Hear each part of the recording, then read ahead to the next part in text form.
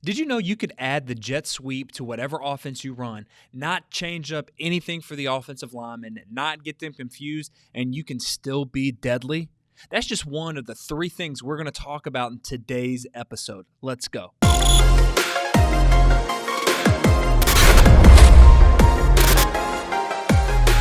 Hey, Coach McKie here, and welcome to my channel. This is the first time visiting. Let me tell you what it's about. Football, offense, defense, special teams, interviews with Hall of Famers like Kurt Warner and Wade Phillips. If you like that, stick around. You're going to love today's topic. We're talking jet sweep.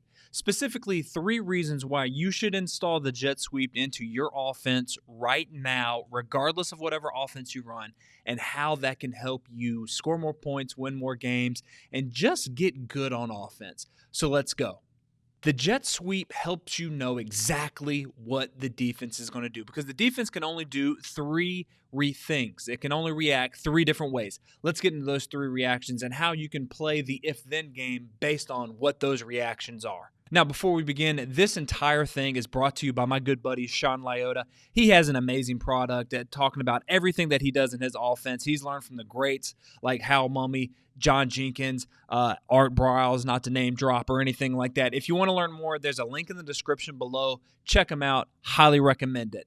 But here is one of the 3 things that the defense can do when you're using jet motion. They can rotate the safety, meaning they can move the strong safety to 1 high and drop the free safety, getting an extra defender in the box. That is one thing you can do. The next thing is that they can run with you. So if they're straight up 2-man or 1-man or anything like that, if he goes in motion, this guy goes in motion. You know it's man-to-man. So that's the second thing. And then the third thing is they can combine the 2. They can spin and bump or rotate or run with you. So those are the 3 things that you can do when you see that motion.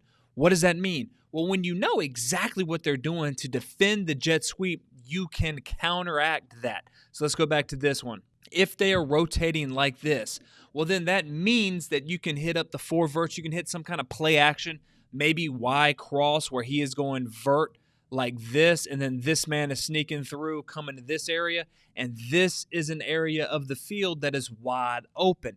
That is something you can do when that happens when they're rotating. If they're running man-to-man, you can do a lot of things. He is going over here, so then you could fake it and then run your counter scheme, blocking out, coming back around, and then bringing him. So now you're like, okay, they're taking someone away over here.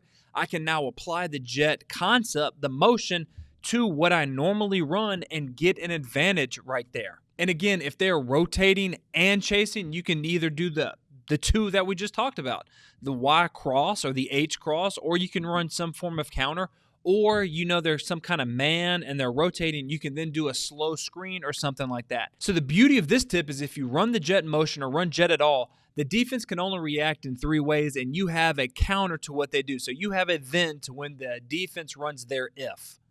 The second thing is you get the ball to your fastest kid on the team. If you're anything like us, you have a kid on defense that's really fast. He's a barn burner. If he does get the ball in a scoop or something like that, he can just knife through the opposing team, but he can't catch cold in the north butt naked. So what do you do when that happens? You hand the ball off to him running the jet sweep and letting him do what he does. You're getting the ball to the fastest kid on your team. And here's some examples of that. Notice we're in a 2x2 set, and let's say that this man right here who's getting it is your fastest guy, but he can't catch. He every time you turn, throw, and give him a bubble, he just drops it. But what if you were able to hand the ball off as fast, just like this, catch, turn, hand it, and just let him do what he does?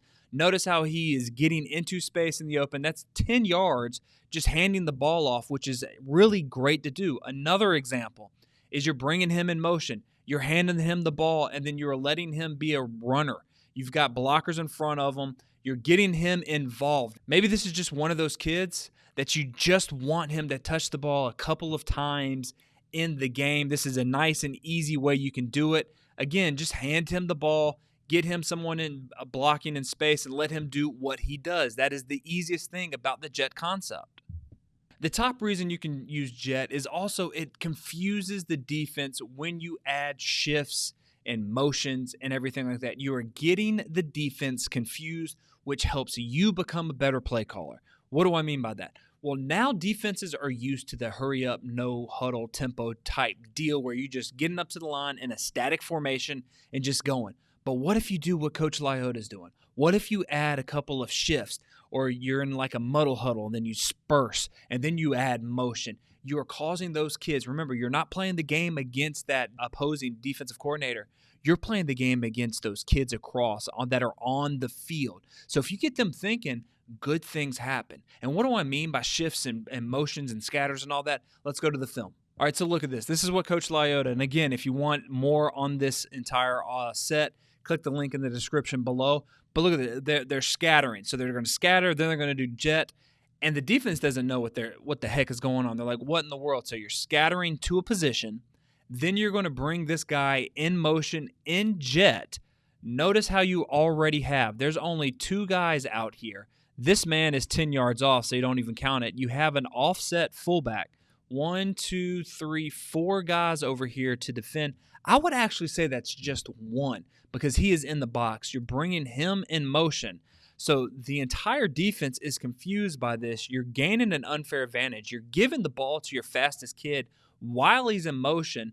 That's an easy pickup right there, all because you were just adding a little bit of window dressing, which defensive coordinators hate, and you're making them think. Again, here's another example. This is another way you can still use tempo, but you don't have to go super fast. You can control the clock, yet use tempo to have the defense react to you. Again, look at this. Already, you've got 1, 2, 3, 4 people on this side. It's an unbalanced set. We're going to bring him in motion. There's nobody out here.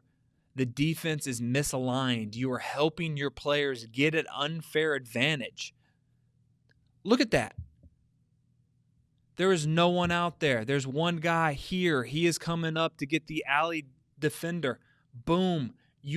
It's stealing yards doing this. Again, I cannot stress this enough. You do not have to act or install a new run scheme. You are just adding the jet motion to it. So if you run inside zone, if you run outside zone, you can still use that same blocking with the jet, and now you're adding a layer onto your offense that can just create havoc on the defense. Hey, if you like that, click these videos to watch more, and I'll see you later.